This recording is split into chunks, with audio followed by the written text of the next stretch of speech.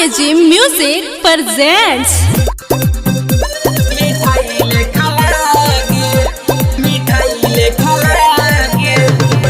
music by Raju Babu.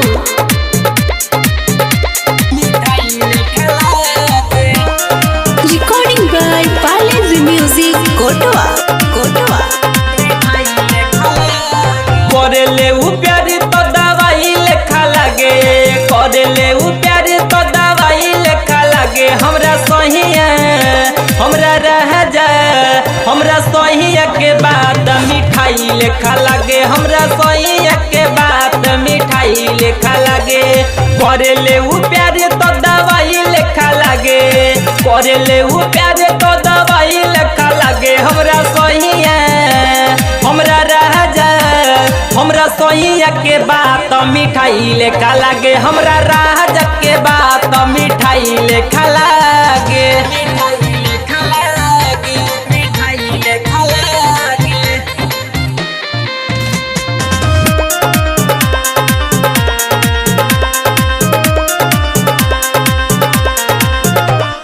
भतरू हमारे बड़े लाखों में एक हो, इनका में गुण बाटे सखियने कहो।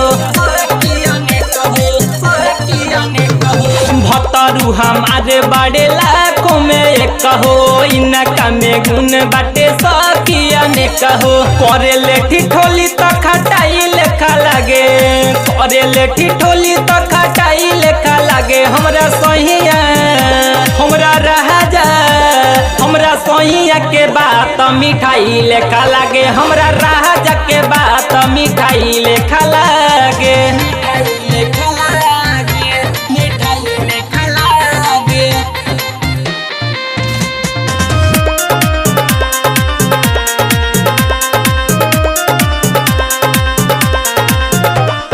खुश बानी पाके हम ऐसन भाता रहो, कबो नहीं कम हो के उनकर प्यार हो। खुश बानी पाके हम ऐसन भाता रहो, कबो नहीं कम हो के उनकर प्यार हो।